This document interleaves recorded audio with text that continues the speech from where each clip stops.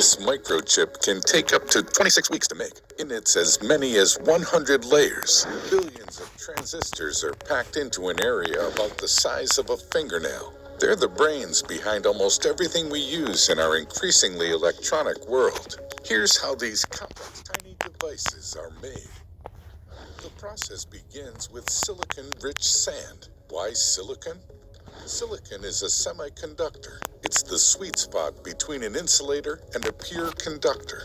That means its properties, such as its conductivity, can be altered by adding impurities or doping to meet the needs of different electronic devices. This also allows us to control the electrical signals that pass through. Silicon is also abundant. It's one of the 10 most common elements found on Earth. But much of the silicon found in the wild is chemically bound to oxygen, so the two elements must be separated. The sand is combined.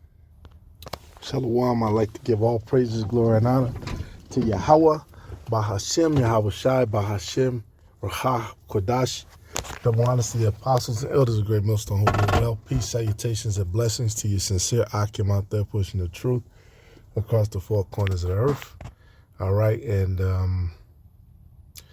this is Revelation 13 and 16, and he calls it all, both small and great, rich and poor, free and bond, to receive a mark in their right hand or in their foreheads. And, this is a focal point of prophecy that a lot of prophets have stumbled and blundered at. But this is very real technology. And I just wanted to go into some of these root words we always go into, but it's good to review. Because if you don't know this, then what's coming next is going to it's going to throw you off. You're going to be out of there. You take this mark, you're done. You have Israelites. I don't know how many, I don't know who, but you have Israelites who take this. And this is and of course, when we do these lessons, YouTube is going to put their little what is it called, thing under our videos, a little fact check, but YouTube is wrong. Anyway, this is the word charagma, a stamped and imprinted mark, right? We always go over that. Let's go into the root of that. The root of that is karax, a pale or stake, a palisade. And when you look up palisade, like I look up a wooden, it's a car called a palisade, but you go to a wooden palisade, it's a stake. So you have a palisade, like something like this, being inserted into you for worship of the beast. Right? Of course, this big ass wooden stake, you can't, you know what I'm saying? That's too large, pause. So we understand that the technology is a small electronic device which somebody is going to take for them to be linked in with this beast system, right? Which everything is going digital. It's a changing of the guard. A lot of the old generation, the old ways are being upgraded, and updated. And of course, everything is being dumbed down.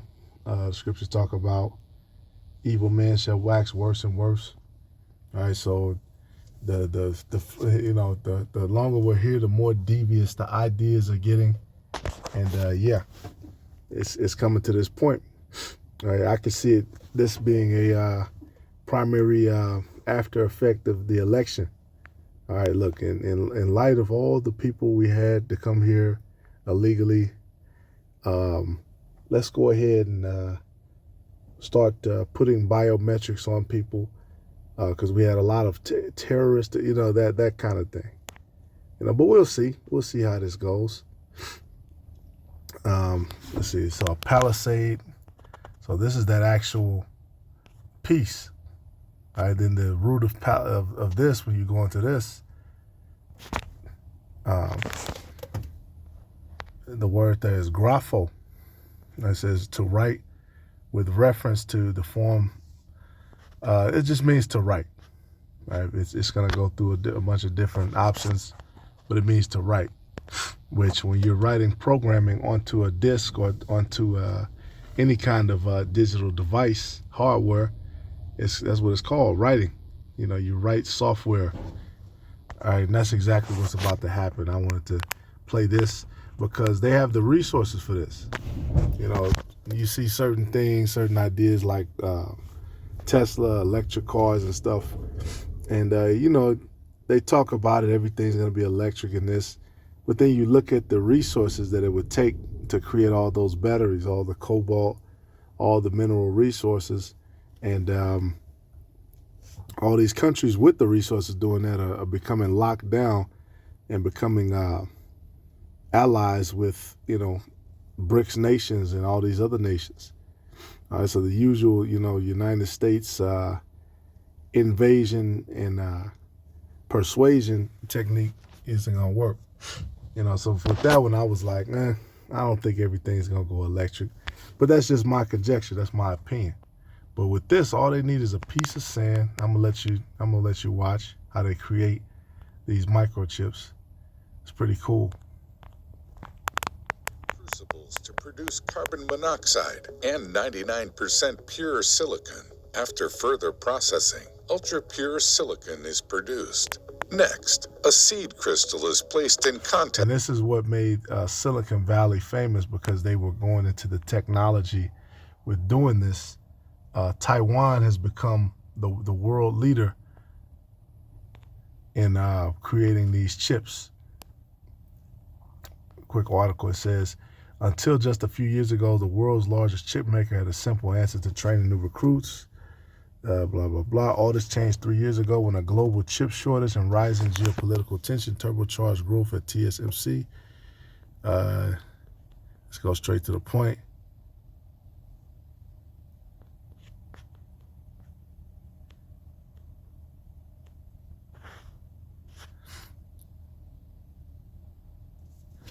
In a world dominated by Moore's law, the idea that the number of transistors on microchips would double every 2 years, speed is of the essence for TSMC and its customers, including Apple, NVIDIA, and AMD. It also matters for U.S. President Joe Biden, who is counting on the company to boost U.S. manufacturing in Arizona. Today, all new engineers based in Taiwan and some overseas hires are required to spend 8 weeks at the center in Taiwan.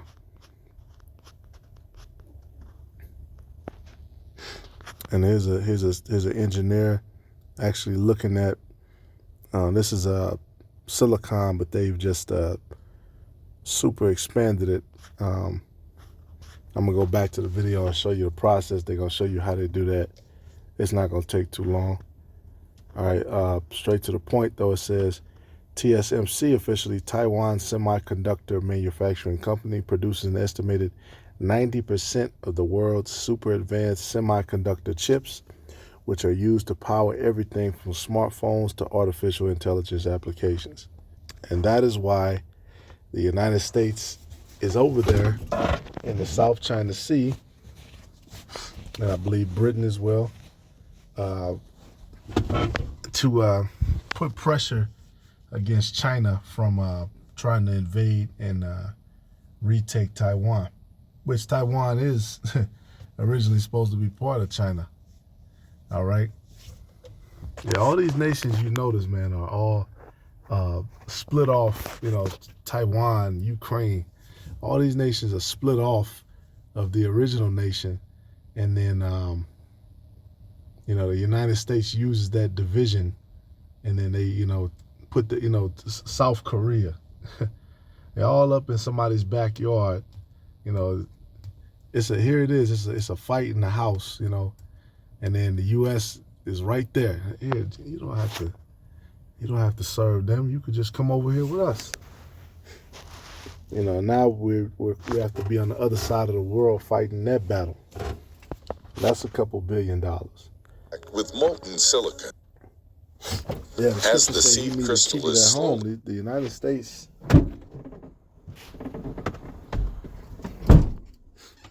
It says they covered fields by violence too. That's been a huge part of collecting resources and draining the world. warfare. You know, us having readily supply of arms, and then doing that trade. All right, setting up these puppet leaders, and then them and their regime are paid off, and the people are suffering and pissed off. And all these things are about to come to play with this Third World War. But Salaki, without further ado. Silicon atoms are deposited on the bottom surface. The result is a large cylindrical boule, or a single crystal ingot of pure silicon. The boule is then thinly sliced into wafers. Silicon wafers typically have diameters of 1 to 12 inches, with the most state-of-the-art facilities being able to produce wafers up to 18 inches in diameter. Bigger wafers are, of course, able to yield more microchips. Once the silicon wafers are cut, the production process begins in full. Microchips are made in extremely sterile conditions, free from contaminants such as dust. If even just one particle of dust makes its way onto a silicon wafer, the entire batch is at risk of being ruined. Yeah, it's we coming to July. These microchips are real. This is real technology. This is that Graphō. This is how they will write something onto that stake that people would insert to themselves to worship the beast. This would derail a process that can take an average of 12 weeks. The first step of the production process is deposition. A thin, non-conducting layer of silicon dioxide is grown or deposited on the surface of the wafer. Then the silicon wafer is prepared for lithography by coating it with photosensitive and light-resistant materials. The next step is very critical: exposure. The prepared silicon wafers enter a lithography machine and are exposed to UV light passed through a reticle containing the chip's blueprint. The areas exposed to light are hardened, while unexposed areas are then etched away by hot gases to leave a three-dimensional microchip. The electrical conductivity of different parts of the chip can also be altered by doping them with chemicals under heat and pressure. This process can be repeated hundreds of times for the same chip, producing a more complex integrated circuit at each step. To create conducting paths between the components, a thin layer of metal, such as aluminum, is overlaid onto the chip, and the etching process is used to remove everything except the thin conducting pathways. So you get the point. All right, those chips, they took metal, and then they do the semiconductors, and then they can sit there and they can write information on it. And what have we seen? These chips get more and more complex. All right, it's a difference between the technology of Super Nintendo to the time of PlayStation and Nintendo 64, where they were only dealing with 64-bit graphic, and then jumping up to the stuff that we have now, where everything is super clear, super realistic, and as we go, they discover, basically that's what Moore's law is, that technology will continue to double, and every year, that technology has increased for ways for them to write different things onto the microchips. All right, different programs. All right, here's a realistic application, for all the scoffers and nobody's actually done that or used that. First off, you have people who actually taken these RFID chips, these trackers. All right, if you got a new car, you got a key fob, boom, you got it right there. All right, that's not the mark of the beast because you're holding a key fob, but it's the same technology. All right, now here's an example I thought was interesting. Right, so it's actually a GPS tracker or an RFID. To better performance, the training vest had like a little slit where the tracker put it here, and they start tracking more data on the practice side. Now, what was that for? Just to better performance? Wearable technology to basically describe the demands of the game, right? So it's actually a GPS tracker or an RFID tracker, depending on which system they're using, and it's telling you information about how much distance are you covering, how much distance are you covering, how many miles are you running. Right. You got a whole bunch of people that are looking at that data on the back end to make decisions about what can be best for you as a player. Bars, yeah, like when the rest management comes in. Not even that. Yeah, It's the okay. load management. See, they was coming down seeing where Giannis was catching rebounds, putting pressure on which side. They was catching Chris Middleton being like stuff that was just data on performance. So they was catching a lot of elements early. You know the power of thinking, especially when you messed up. So I was like, oh wow, I can see both sides of that. It's pretty incredible what technology can capture these things. You're exactly right. I love it, and it keeps. So they actually have different NBA players, like they were going into, actually wearing these different RFID trackers and wearing this technology on their body, so they can kind of keep track of the player, the wear and tear. All right. Doesn't seem like it's been working because guys still getting hurt, but yeah, this stuff is already in use. And we know who owns the NBA. We know, about Amalek, and this is what's going to happen to everybody who takes these charagmas. Revelation 16:1, and I heard a great voice out of the temple saying to the 7 angels, this is in heaven, of course, go your ways and pour out the vials of the wrath of the Most High upon the earth. And the first went and poured out his vial upon the earth, and there fell a noisome and grievous sore upon the men which had the mark of the beast, and upon them which worship his image. And that's what's going to happen. Everybody's going to receive a sore which took that mark. All right, which, it doesn't go into detail. Of course, is a curse. But I would conjecture, so much, what is it called? Electromagnetic radiation. And the Heavenly Father curse your ass for doing that. Puts a sore on you. Something like that that's sticking a battery inside you. They already talk about these cell phones. You have the phone plugged up, and yeah, the cell phone emits radiation. Right? You sitting there holding the phone while it's plugged up. They've done tests. If you have the voltage tester, yeah, your body's gonna emit a certain level of energy. That's why a lot of people are getting sick too, and they got all these different towers emitting radiation.